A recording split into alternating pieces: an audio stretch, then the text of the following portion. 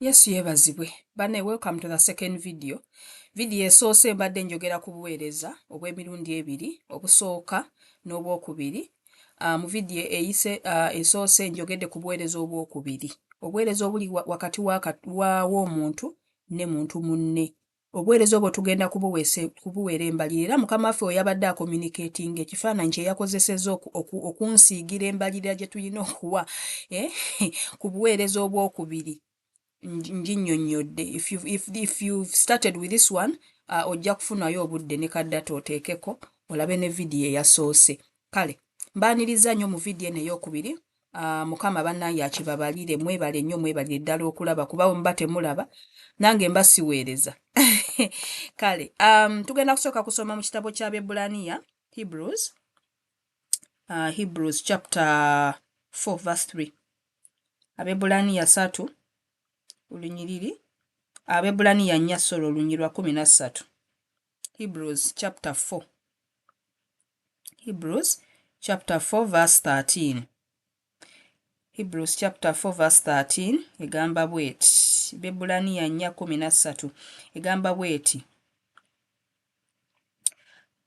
Katonda amanyi ebintu byonna, so tewali kitonde na kimu ekikwekeddwa mu maaso ge.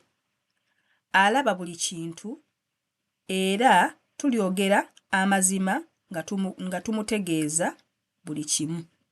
Kansomeko mu y'Oluzungu Amplified. Hebrews chapter 4 verse 13. Hebrews 4:13 egamba bweti. And no creature exists that is concealed from his sight, but all things are open and exposed, naked and defenseless to the eyes of him with whom we have to do. Amina. Message eno Mukama yansigidde obuweereza obusooka, obuweereza obuli wakati w'omuntu ne Katonda. Yesu yayogera n'agamba nti ekyonoona omuntu tekiva bweru, kiva munda. Kati tosobola kwekwasa nti nakoze bwe nti kubanga gundi, for example tosobola gamba nti nayombye kubanga gundi yannyiizizza. Era oba muyombi, just Abaganda baba bagamba basindisa asitamye. Tosobola kugamba nti nakoze kinabbye kubanga nabadde n'enjala eyabadde nnuma, oba nabbye kubanga babadde nabo balese ennyumba yabwe nga bagiggudde. Oba mubbi, oba ntegeerekese. Tosobola kugamba nti nakoze eki, nti nabbye ssente za gavumenti, for example, nti kubanga nabo bakozesa bubi emisolo gyaffe nange nababbye. Era oba mubbi niwe bandibadde bazikozesa bulungi era waali zibbye.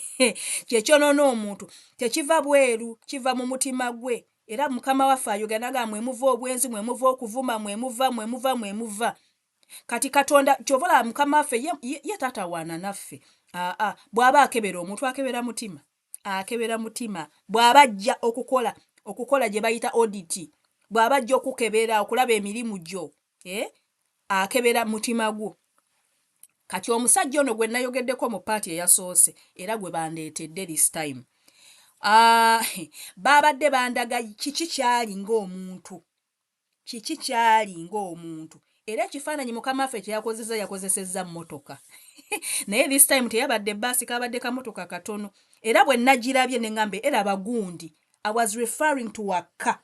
Naye nga ntegeeza nti ye muntu. Oba okitegeera nga bw'onoogamba nti Miriam ayimiridde awo bamupaakinze naye nga mmotoka. Kati bwe kityo bwe kyabadde. Mukama yakozesezza mmotoka okuntemera omuntu aba afaanana atya, omuntu oyo yabadde afaanana atya. Namusanze bamupaakinze, yabadde mmotoka nga ntini ddala, kadde nga wolaba karawumu, akamotoka obumotoka obwo butono bwe butya, size bwetu. Emmotoka eyabadde mpaakinge, simanyi oba yabadde nnamu oba yabadde nfu, I don't know. Naye nga Mukama yabadde ansiigira ekifaananyi ky'omuntu ono yakozesezza mmotoka. Kati nze nagenza okutuuka nendaba emmotoka nga ngimanyi nenga era bagundi wuuyo. Kati because nadde mumanyi ne ngenda ndabe kiki ekiriwo. Bwe natuuse nasanzewo malayika. Malayika ono yabadde bw'omu, tewabadde muntu mulala. Yabadde ayambadde overall oba ovalo ya white. Yonna ya white okuva ku top paka ku bottom. Ng'emabega wano ku kibega, emabega wano ku back nga kuliko forensics nga bw'ogamba forensics department. Abantu ba forensics be banoonyereza ku buzzi bw'emisango oba banoonya obujulizi oba evidence gye batwala mu kkooti nga bagenda okusala omusango. Kankinoonye wano ku Google. Kakati Google ennyonnyola forensic expert. A forensic expert is a professional, kitegeeza aba mutendeke, is a professional who uses scientific, technical or medical knowledge to assist in legal matters. Kitegeeza omuntu ono omwami ono obudde bwe obw'okubeera ku nsi bw'abadde buweddeko. Mukama yabadde andaga nti obudde bw'omusajja ono obw'okubeera ku nsi buweddeko. Naye nga antemera obulamu bw'omuntu ono ebintu ebigenda omukolebwako oba ebikolebwa ku muntu yenna ng'avudde mu bulamu buno mu buweereza obusooka obuli wakati wa Katonda n'omuntu. Oba ntegeerekese nakugambe nti baba bakebera mutima, bwe baba bapima mutima, mwe muli ebikolwa bye, mwe muli ebirowoozo bye, mwe muli okufumitirizaako okusalawo motivu zo, lwaki okoze ekikolwa ekirungi, lwaki okoze ekibi, lwaki okikoze nga bw'okikoze, lwaki oyogedde nga bw'oyogedde, lwaki ofumitiriza nga bw'ofumitiriza, lwaki osinza nga bw'osinza, lwaki weeraliikirira nga bwe weeraliikirira. Ebyo byonna biri mu mutima. Amiina. Kati forensic expert, malayika ono yabadde expert mu forensics, mu kunoonyereza, mu kutaganjula evidence.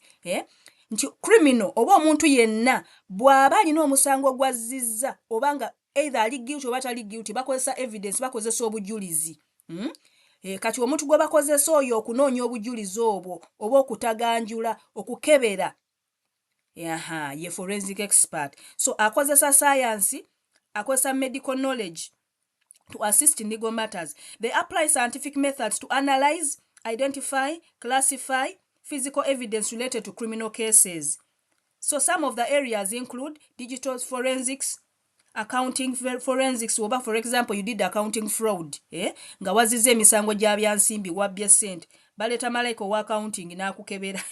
Digital forensics, anthropology forensics, blood forensics n'ebirala be bakebera zi DNA ku crime scene, be bakebera engoye oba somewhere maybe there is a rape victim, ne bakebera engoye ne bamukebera bakolako physical examination, moibe omuntu yakoze omusango ne bamukebera omutwe oba okulaba oba gukola bulungi, be bakola ne lie detectors.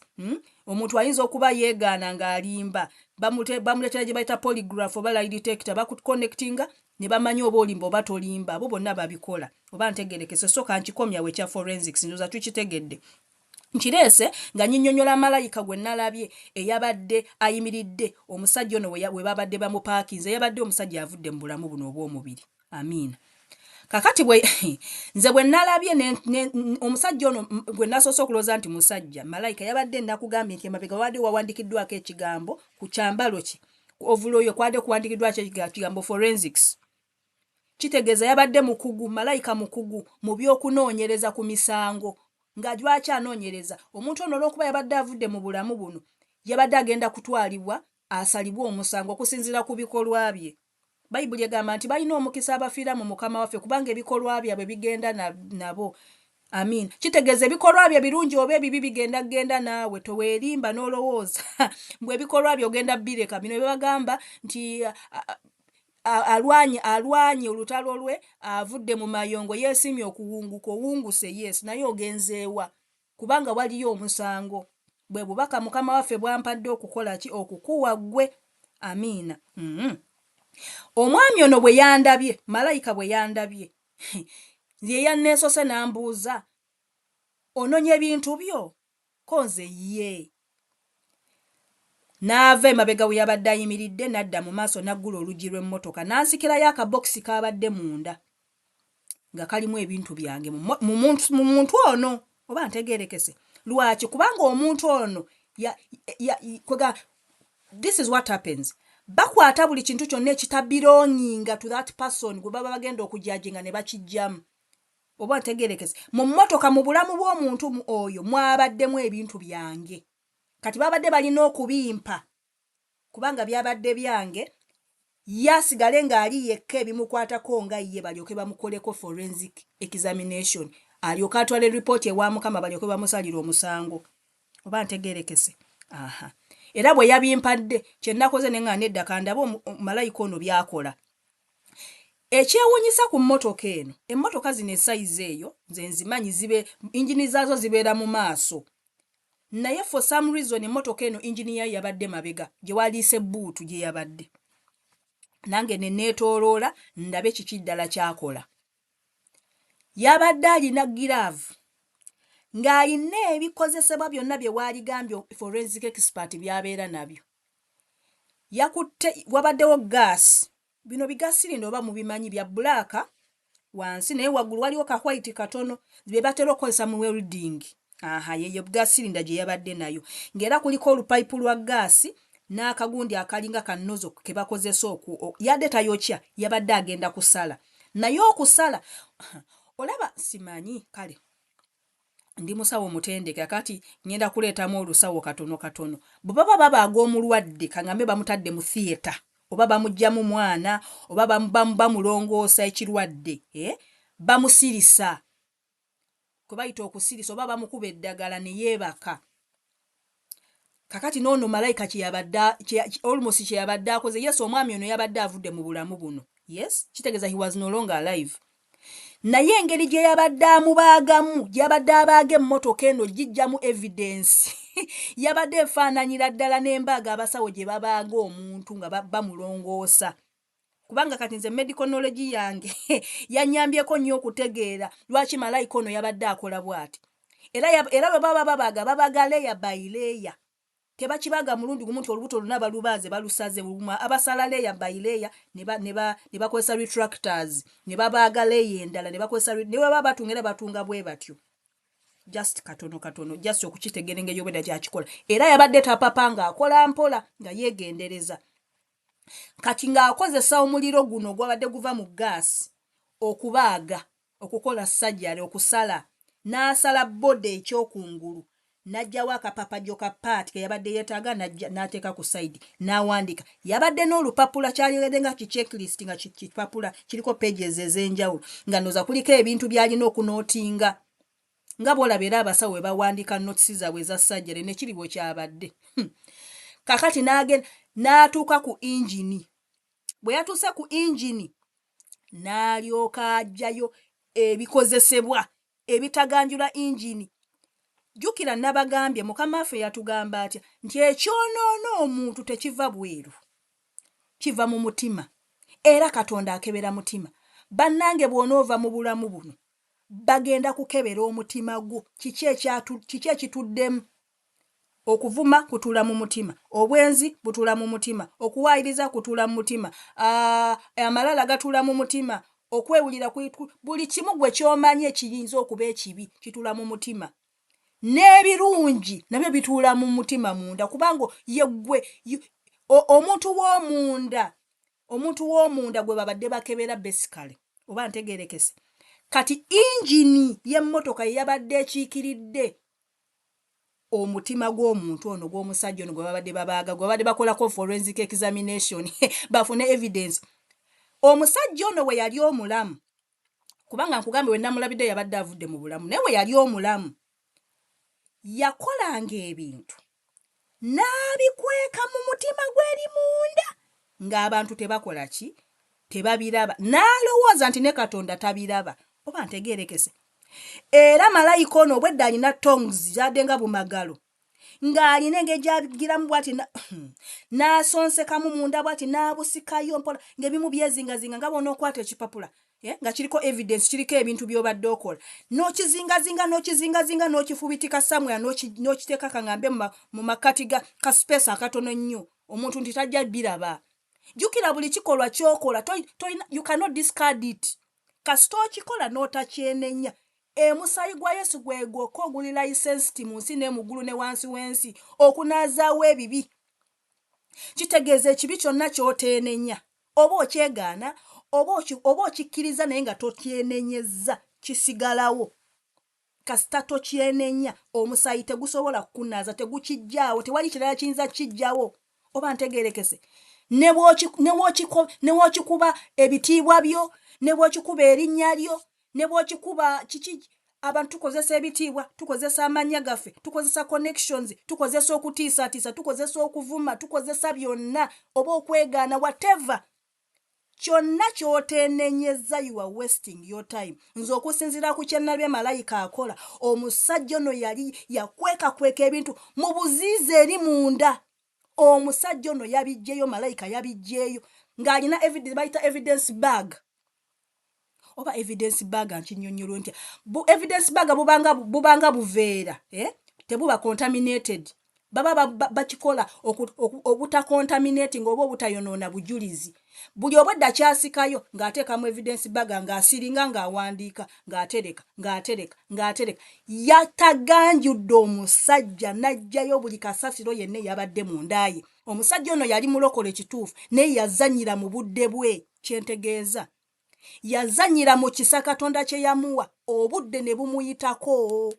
Ayinza okuba yali alowooza nkyali muto, oba yali alowooza kale nja kubyenenya, oba yali alowooza tebiri serious. Bannaye Katonda ali serious. Nze bwe nalabye ekintu kino neeyongedde okutya ne ŋŋamba zinsanze nze bwe situukirira mu Katonda. Zinsanze nze bwe nzanyira mu bulokozi. Zinsanze nze Mukama bw'andaga ebintu ebifaanana bwe biti n'ensigala nga ndinga bwe ndi. Nesikola kye nina kukola. Bannaye nze ekkatala lyange ndituukirizza, nze nkubuulidde amazima. Mukama agamba ki? Waliyo olunaku olw'omusango, waliyo embalirira. Tolina kintu kyonna ky'oligenda kukweka mu maaso ga Katonda. Nze okusinza ku ngeri gye nalabye malayika ataganjula omusajja ono with precise scientific prowess. Yabadde mukugu.